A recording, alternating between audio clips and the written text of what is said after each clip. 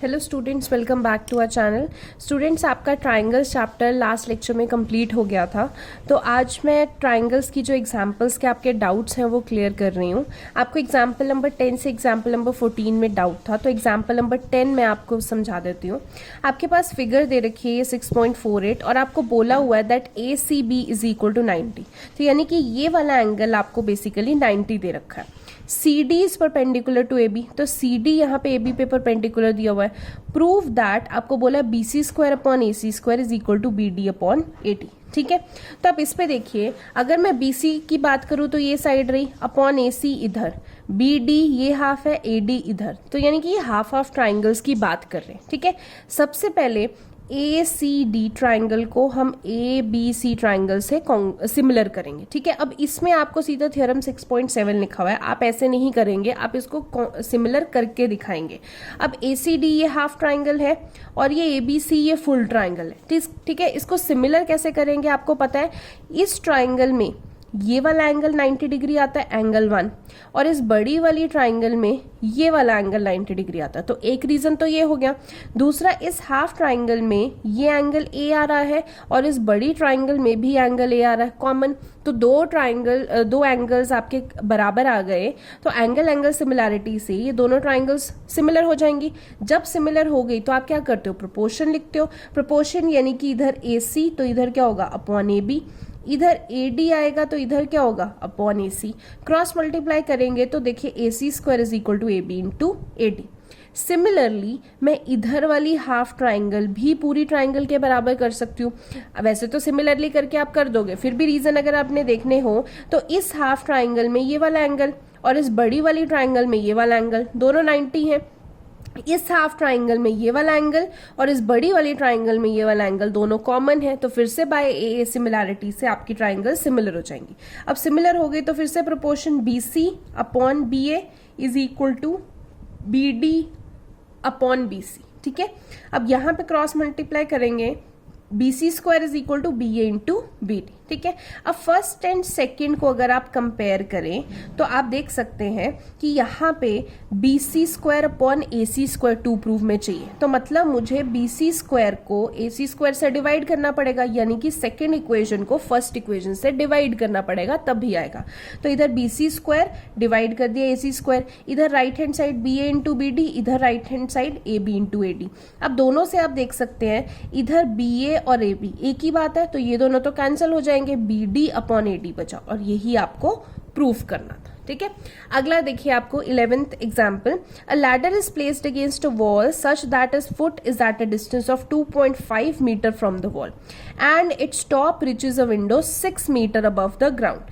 Find the length of the ladder. तो एक ladder आपने वॉल के अगेंस्ट रख दी है, इसकी फिगर देखते हैं।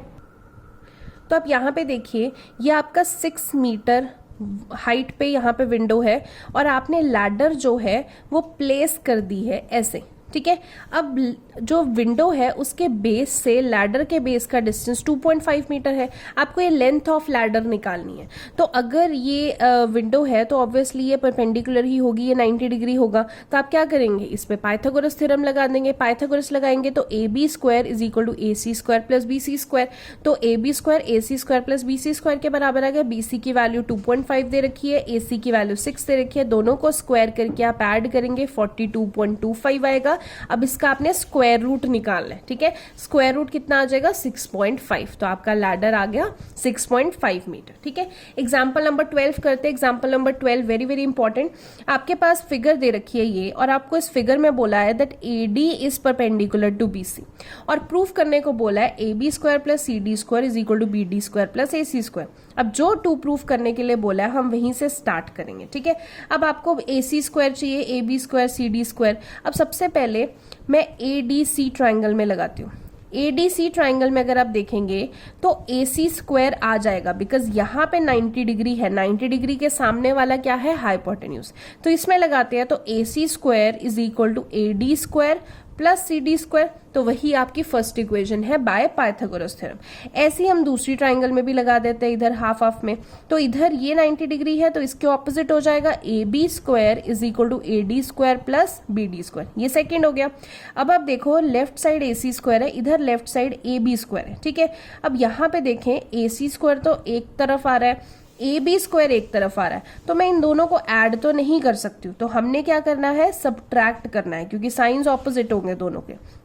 तो सब्ट्रैक्टिंग 1 फ्रॉम 2, इसमें से ये माइनस करना है, तो ए बी स्क्वायर में से ए सी स्क्वायर माइनस किया, इधर राइट साइड देखिए A D square plus B D square minus A D square minus C D square हो जाएगा, तो ए डी स्क्वायर तो कैंसिल हो जाएगा, क्या बचेगा, B D square minus C D square, तो B D square minus C D square आ गया। अब आपको पता है कि लेफ्ट में आपके पास ए बी स्क्वायर है, ठीक है, प्लस सी डी स्क्वायर चाहिए तो सी डी स्क्वायर इधर आके प्लस हो जाएगा, इज इक्वल टू इधर बी डी स्क्वायर है प्लस ए सी स्क्वायर चाहिए तो ये ए सी स्क्वायर इधर आके प्लस हो जाएगा, ठीक है। आई होप आपको समझ में आया हो।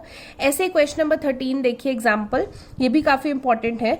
आपको B L and C M medians दे रखे हैं ट्राइंगल एबीसी के, तो ये बी एल मीडियन है, ये सी एम मीडियन है। मीडियन देखिए मिड पॉइंट की तरह एक्ट करते हैं, अगर बी एल मीडियन है तो एल आपका मिड पॉइंट की तरह एक्ट करेगा, इधर सी एम मीडियन है तो एम आपका मिड पॉइंट की तरह एक्ट करेगा। आपको राइट एंगल एट ए बोला है, ये 90 डिग्री है, तो prove that 4 B L square plus C M square is equal to 5 B C square, ठीक है। सबसे पहले देखिए, अब हमने ये बी सी स्क्वायर हमें दिख रहा है, तो बी सी स्क्वायर तो तभी आएगा जब मैं ए बी सी ट्राइंगल लूंगी, ठीक है। तो पहले ए बी सी ट्राइंगल ले लेते हैं, तो क्या हो जाएगा, B C square is equal to A B square plus A C square, Pythagoras theorem, ठीक है। अब मुझे टू प्रूव में बी एल स्क्वायर भी चाहिए, तो बी एल स्क्वायर तभी आएगा अगर मैं ए बी एल ट्राइंगल लूंगी, ठीक है। तो इस ट्राइंगल में लेंगे तो B L square is equal to A B square plus A L square, ये आ गया। अब टू प्रूव में सी एम स्क्वायर भी चाहिए, ठीक है। अब सी एम स्क्वायर के लिए देखिए वो भी हम सॉल्व करेंगे, बस यहाँ पे 4 और 5 भी चाहिए, तो हम आगे इसको सॉल्व करते हैं इसी चीज को। B L square is equal to A L square plus A B square है, तो इसको सॉल्व करते हैं। देखिए B L square is equal to, अब यहाँ पे था A L square, A L square को उन्होंने ए सी बाय 2 लिखा। अब ये आपको दिख रहा है ए एल स्क्वायर, ये एल मिड पॉइंट है, तो मैं ए सी का हाफ लिख सकती हूँ ए एल को, तो वही लिखा ए एल की जगह ए सी बाय 2 का square plus A B square तो था ही, और रीजन क्या है कि एल मिड पॉइंट था। अब B L square as it is आ गया, ए सी का स्क्वायर ए सी स्क्वायर 2 का square 4 plus A B square. अब यहाँ पे देखिए आप एक स्टेप, मतलब मैं करके दिखा देती हूँ। आप राइट साइड पे अगर एलसीएम लेंगे, देखिए ये बी एल स्क्वायर है, राइट साइड पे एलसीएम लेंगे तो 4 आएगा, 4 into A C square plus 4 into यहाँ पे 4 आ जाएगा, 4 इंटू ए बी स्क्वायर, ये एलसीएम लेके आएगा। इसके बाद आप क्रॉस मल्टीप्लाई करेंगे तो 4 into B L square is 4 B L square is equal to A C square plus 4 A B square, तो ये आपकी सेकेंड इक्वेशन बन गई, ठीक है। अब आप टू प्रूव में देखिए तो आपके पास सी एम स्क्वायर भी होना चाहिए था, तो सी एम स्क्वायर तभी आएगा अगर मैं सी एम ए ट्राइंगल लूंगी, ठीक है। तो सी एम में से क्या आ जाएगा, C M square is equal to A M square plus A C square, तो वही लिखा C M square is equal to A C square plus A M square. अब C M square as it is, A C square as it is, A M, अब A M से कुछ हो सकता है बिकॉज एम मिड पॉइंट है, A M को अगर एम मिड पॉइंट है तो मैं क्या लिख सकती हूँ, ए बी का आधा है ए एम, ठीक है। तो यहाँ पे ए एम की जगह क्या लिखेंगे, ए बी बाय 2 का होल स्क्वायर, तो इधर सी एम स्क्वायर आया, इधर ए सी स्क्वायर आया, ए बी बाय 2 का होल स्क्वायर यानी कि ए बी स्क्वायर बाय 4। अब फिर से राइट हैंड साइड एलसीएम ले लेंगे, लेफ्ट तो आपकी सी एम स्क्वायर ही रहेगी, राइट साइड अगर आप एलसीएम लेंगे तो 4 into A C square 4 A C square plus A B square, इसको इधर मल्टीप्लाई करेंगे, 4 into C M square is 4 C M square, इधर क्या आ जाएगा 4 A C square plus A B square, ठीक है। ये आपकी थर्ड इक्वेशन हो गई। अब आप क्या करेंगे, सेकेंड और थर्ड को ऐड कर देंगे, तो देखिए इधर 4 बी एल स्क्वायर है, इधर 4 सी एम स्क्वायर, दोनों को ऐड करके 4 कॉमन लिया जा सकता है। इधर A C square plus 4 A B square, इधर 4 A C square plus A B square. अब देखिए A C square plus A C 4 A C square 5 A C square हो जाएगा, 4 A B square plus A B square 5 A B square हो जाएगा, तो दोनों में से 5 कॉमन ले लें तो A C square plus A B square आ जाएगा। अब लेफ्ट हैंड साइड तो टू प्रूफ की बन चुकी है, राइट हैंड साइड में आपके पास यहाँ पे बी सी स्क्वायर होना चाहिए, तो A C square plus A B square हमने फर्स्ट इक्वेशन से लिखा, A C square plus A B square किसकी वैल्यू है, बी सी स्क्वायर, तो फ्रॉम 1 यहाँ पे क्या डाल देंगे आप, बी सी स्क्वायर, ठीक है। आई होप आपको क्लियर हुआ हो। लास्ट एग्जाम्पल नंबर 14 देखते हैं। आपके पास ये दिया हुआ है, O is any point on the inside the rectangle A B C D, A B C D के अंदर ओ एक पॉइंट है, ठीक है। प्रूफ करना है that O B square plus O D square is equal to O A square plus O C square, ठीक है।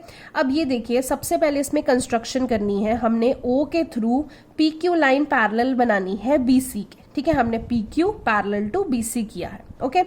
अब क्योंकि P Q parallel to B C है तो मैं कह सकती हूँ कि जो ये पी क्यू है ये ए बी पे भी परपेंडिकुलर पैरेलल है ना, तो इधर सीधा ही जा रहा होगा 90 डिग्री, और ये डी सी पे भी परपेंडिकुलर है, ठीक है। तो मैं कह सकती हूँ कि ये वाले एंगल जो है ये सारे क्या है 90 डिग्री। 90 डिग्री एंगल है तो मैं कह सकती हूँ कि ये ऊपर वाला भी एक रेक्टेंगल है और ये नीचे वाला भी एक रेक्टेंगल है, ठीक है। ये आपको इंट्रोडक्शन पहले देनी पड़ेगी, ठीक है। अब हम वो करते हैं जो आपको बोला हुआ है, आपको टू प्रूफ में बोला हुआ है ओ बी स्क्वायर। तो ओ बी स्क्वायर अगर मैं देखूं तो 90 डिग्री किधर आ रहा है, यहाँ पे, मतलब मैं कौन सी ट्राइंगल लूंगी, ओ पी बी ट्राइंगल। तो ओ पी बी ट्राइंगल में O B square is equal to O P square plus P B square, तो ये आपकी फर्स्ट इक्वेशन बन गई, ठीक है।